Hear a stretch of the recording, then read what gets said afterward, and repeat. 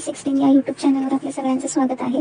Advance computer network या सिरीजच्या आजच्या पहिल्या भागामध्ये आज आपण पाहणार आहोत what is internet, internet structure, parts of internet, services on internet, internet address and domain name addressing. चला तर मग सुरुवात करूयात. First of all, what is internet. आपल्या दैनंदिन जीवनात आपण डेली इंटरनेटचा वापर करतो, जसे की व्हॉट्सअप कॉलसाठी, मेसेजेससाठी किंवा इंस्टाग्राम किंवा फेसबुक, यूट्यूबवरील व्हिडिओ पाहण्यासाठी किंवा रील पाहण्यासाठी आपल्याला इंटरनेटची मदत घ्यावी लागते.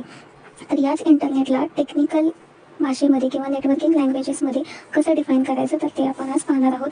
So the internet is define as global information system that is logically linked together by globally unique address space based on IP and it is able to support communication using TCP/IP in order to provide, use or make accessible high-level services layered on communication and related infrastructure.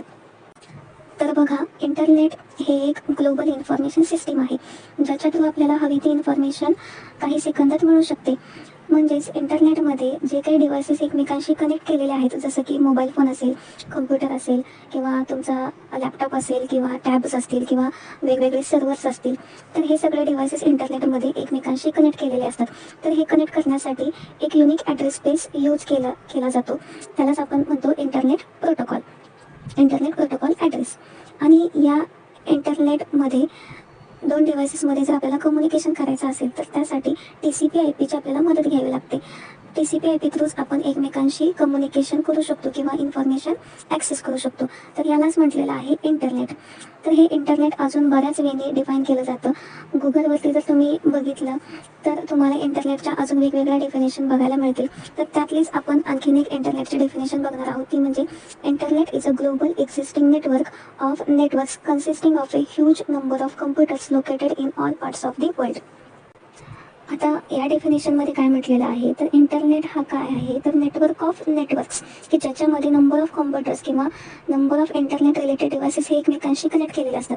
Network म्हणजे काय की जिथं दोन किंवा दोनपेक्षा जास्त devices एकमेकांशी connect केलेले असतील आणि दोन्ही डिव्हायसेस एकमेकांशी इन्फॉर्मेशन शेअर करत असतील तर त्याला आपण म्हणतो नेटवर्क. तर अशा प्रकारे आपण इंटरनेट डिफाईन करू शकतो. त्यानंतर नेक्स्ट पार्ट आपण बघणार आहोत तो म्हणजे इंटरनेट स्ट्रक्चर. तर इंटरनेट स्ट्रक्चर पाहण्यापूर्वी मी तुम्हाला एक एक्झाम्पल सांगणार आहे, ते म्हणजे रोड्सचं नेटवर्क. आता रोड्सचं नेटवर्क म्हणजे काय तर जसं आपल्या गावातील छोटे रस्ते असतील किंवा शहरातील रस्ते असतील, तर हे जे रस्ते आहेत ते एकमेकांशी कनेक्टेड आहेत आणि हे जे रस्ते आहेत ते पुढं जाऊन आपल्या गावातील मेन रोडला किंवा शहरातील मेन रोडला जाऊन मिळतात. आणि हे जे गावातील किंवा शहरातील मेन रोड जे आहेत ते पुढं जाऊन आपल्या हायवेजला मिळतात. आणि हायवेजमध्ये पण वेगवेगळे प्रकारचे आहेत, जसे की नॅशनल हायवे असेल किंवा इंटरनॅशनल हायवेज असतील. तर हे एकमेकांशी कनेक्टेड आहेत. म्हणजे ह्यांचं एक स्वतःचं काय आहे नेटवर्क आहे, की ज्याच्या थ्रू काय होतं की आपण एका शहरातून दुसऱ्या शहराला कनेक्ट होऊ शकतो. सेम तसंच नेटवर्क हे सुद्धा काय आहे एक प्रकारचं जाळं आहे, ज्याच्यामध्ये आपण एका डिव्हाइस थ्रू दुसऱ्या डिव्हाइसशी काय होतं कनेक्ट होतं. तर आता इंटरनेटमध्ये जे हाय स्पीड आणि पॉवरफुल कम्प्युटर्स आहेत जे एकमेकांशी कनेक्टेड आहेत, that is called backbone of the internet system. The high speed and powerful super computers connected to the internet is the backbone of system. त्यानंतर नेक्स्ट येतं रिजनल नेटवर्क. आता हे जे रिजनल नेटवर्क आहे ते सुपर कम्प्युटरशी कनेक्ट होतं. म्हणजे जसं की शहरातील रस्ते हे हायवेजला कनेक्ट होतात, सेम तसंच आहे. आता याच्यामध्ये सुपर कम्प्युटर मीन्स वॉट तर तुमचे मेन हायवेज, नॅशनल हायवेज असतील किंवा इंटरनॅशनल हायवेज असतील, तर that is your super computer. आणि ह्या सुपर कम्प्युटरला तुमचा रिजनल नेटवर्क काय होतो कनेक्ट होतो, म्हणजे शहरातील रस्ते त्याच्याशी कनेक्ट होतात. Then the small computers and individual users are then connected to the regional network. आणि मग शहरातील रस्ते किंवा शहरातील छोटे छोटे गल्लीचे रस्ते असतील किंवा गावातील छोटे रस्ते असतील, तर ते रस्ते कुठं जाऊन मिळतात तर शहरातील मेन रस्त्यांना जाऊन मिळतात. तर that is the structure of internet. म्हणजे इंटरनेटमध्ये सगळ्यात वरच्या लेअरला कोण असतं तर सुपर कम्प्युटर्स असतात, म्हणजेच पॉवरफुल कम्प्युटर्स असतात. त्यानंतर रिजनल नेटवर्क येतं. रिजनल नेटवर्क म्हणजे प्रत्येक स्टेट वाईज नेटवर्क असेल किंवा प्रत्येक शहरावाईज नेटवर्क असेल. आणि त्यानंतर मग आपला इंडिव्हिज्युअल नेटवर्क येतो, म्हणजेच आपला स्मॉल कम्प्युटर नेटवर्क असेल. त्यानंतर नेक्स्ट लाईनमध्ये काय सांगितलेलं आहे तर there is a no central computer to control the internet. म्हणजे इंटरनेटला कंट्रोल करण्यासाठी कोणताही सेंट्रल कम्प्युटर नाही आहे, कारण इंटरनेट हे सेंट्रलाइज नाही आहे. इंटरनेट हे काय आहे डिस्ट्रीब्युटेड सिस्टीम आहे. त्याला कोणीही एक व्यक्ती किंवा कोणत्याही एक ऑर्गनायझेशन कंट्रोल करत नाही. That's why it is called as there is a no central computer to control the internet. त्यानंतर नेक्स्ट पॉईंट आहे पार्ट्स ऑफ दी इंटरनेट. तर इंटरनेटमध्ये जे कुठले डिव्हायसेस एकमेकांशी कनेक्ट केले जातात, these all device known as parts of the internet. आता ही जर डायग्राम तुम्ही बघितली तर ह्या डायग्राममध्ये तुम्हाला दिसतात PCs, then laptops, smartphone, then wireless printer, wireless router, modem. These all are the parts of the internet, की ज्याच्या थ्रू आपण काय करू शकतो, एकमेकांशी कनेक्ट होऊ शकतो आणि इन्फॉर्मेशन शेअर करू शकतो, इन्फॉर्मेशन ॲक्सेस करू शकतो. आता ह्याच्यात अजून जर बघितलं तर ह्याच्यामध्ये सर्व्हरसुद्धा येतात. तर सर्व्हरसुद्धा हा काय आहे, इंटरनेटचा एक पार्ट आहे. तर इतर डायग्राममध्ये जे कुठले तुम्हाला डिव्हाइसेस दिसत आहेत, these all are the parts of the internet. त्यानंतर नेक्स्ट पॉईंट आपण बघणार आहोत तो म्हणजे सर्व्हिसेस ऑन इंटरनेट. तर इंटरनेट हे आपल्याला बेसिकली 2 सर्व्हिसेस प्रोव्हाइड करतात, ते म्हणजे कम्युनिकेशन सर्व्हिस आणि दुसरं म्हणजे इन्फॉर्मेशन रिट्रायवल सर्व्हिस. आता पहिली जी सर्व्हिस आहे कम्युनिकेशन सर्व्हिस, त्याच्यामध्ये आपण काय करू शकतो तर कम्युनिकेशन करू शकतो. आता कम्युनिकेशन हे दोन पार्ट्स पडतात, जसे की पर्सन टू ग्रुप आणि पर्सन टू पर्सन. म्हणजे आपण ग्रुपमध्ये सुद्धा कम्युनिकेशन करू शकतो किंवा आपण पर्सनली सुद्धा कम्युनिकेशन करू शकतो. जसं की आपला व्हॉट्सअप ग्रुप असेल तर आपण काय करतो, व्हॉट्सअप ग्रुपमध्ये आपण ग्रुप वाईज चॅटिंग करू शकतो, नंबर ऑफ पीपल्सला आपण ॲट अ टाइम बोलू शकतो.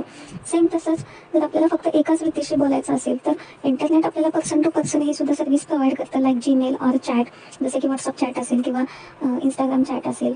म्हणजे पर्सनली आपण एकमेकांशी काय करू शकतो, कम्युनिकेशन करू शकतो. त्यानंतर नेक्स्ट जे आहे ते म्हणजे इन्फॉर्मेशन रिट्रायवल सर्व्हिस.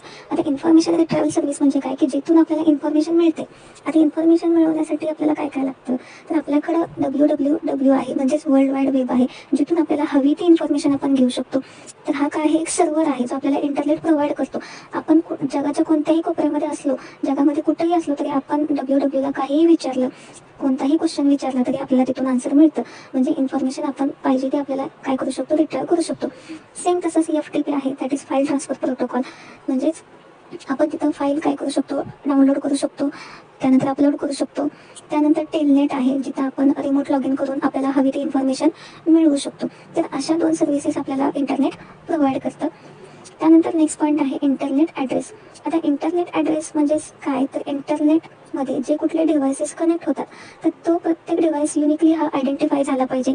आता तुम्ही जर बघितलं तर इंटरनेटमध्ये नंबर ऑफ लोक हे एकमेकांशी कनेक्टेड आहेत आणि प्रत्येक डिव्हाइस जर आयडेंटिफाय करायचा असेल तर त्यासाठी प्रत्येक डिव्हाइसला काय दिला जातो, एक युनिक ॲड्रेस दिला जातो आणि त्यालाच म्हटलं तर इंटरनेट ॲड्रेस किंवा इंटरनेट प्रोटोकॉल ॲड्रेस असं म्हटलं जातं. म्हणजेच प्रत्येक डिव्हाइसला एक नंबर प्रोव्हाइड केला जातो आणि सेम तसंच प्रत्येक डिव्हाइसेसला नाव सुद्धा दिलं जातं आणि त्या नावाला म्हटलं जातं डोमेन नेम.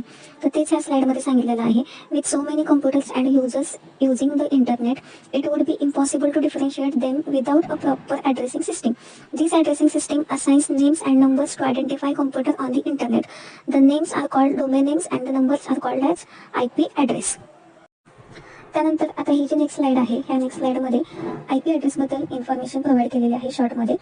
तर बघा, पहिल्या लाईनमध्ये सांगितलेलं आहे each computer on internet is identified by its unique IP address. म्हणजे इंटरनेटमधला प्रत्येक कम्प्युटर हा युनिकली आयडेंटिफाय केला जातो by using the IP address. And IP address is made of 4 number. IP address हा 4 नंबरमध्ये लिहिला जातो. Each number is less than 256. म्हणजे 256 पेक्षा नंबर हा काय असला पाहिजे, लहान असला पाहिजे. Thus, each set of number can have values from 0 to 255. म्हणजे IP ॲड्रेसमध्ये जे कुठले नंबर लिहिले जातात ते कुठून सुरू होतात, तर 0 पासून 255 पर्यंत IP ॲड्रेसमध्ये नंबर लिहिले जातात.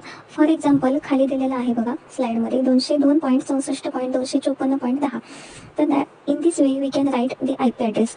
आता खालच्या लाईनमध्ये काय सांगितलेलं आहे बघा, number between the dots are called as octets. म्हणजे डॉटमध्ये किंवा डॉटच्या अगोदर किंवा डॉटच्या नंतर जो नंबर लिहिलेला आहे त्या नंबरला IP ॲड्रेसमध्ये काय म्हटलं जातं, तर ऑक्टेट म्हटलं जातं. So this is the small information about the IP address, that is internet protocol address. तर इंटरनेट प्रोटोकॉल ॲड्रेसबद्दल डिटेल्समध्ये आपण पुढच्या व्हिडिओमध्ये पाहणारच आहोत. त्यानंतर आता नेक्स्ट आपण बघणार आहोत ते म्हणजे domain name addressing. The domain name may represents the type of organisation or geographical location. आता डोमेन नेम हे का प्रोव्हाइड केलं जातं डिव्हायसेसला किंवा एखाद्या वेबसाईटला, कारण प्रत्येक डिव्हायसेसला जसं मागाच्या स्लाइडमध्ये आपण म्हटलं की प्रत्येक डिव्हायसेसला IP ॲड्रेस आणि डोमेन नेम प्रोव्हाइड केलं जातं. IP ॲड्रेसमध्ये नंबरिंग प्रोव्हाइड केलं जातं आणि डोमेन नेममध्ये एक स्पेसिफिक नाव दिलं जातं. तर नंबरिंग हे ह्युमनला मेमोराईज करणं अशक्य आहे. म्हणजेच प्रत्येक डिव्हायसेसला जर आपण नंबरिंग दिले तर प्रत्येक डिव्हायसेसचा नंबर मेमोराईज करणं हे ह्युमनसाठी कॉम्प्लिकेटेड आहे.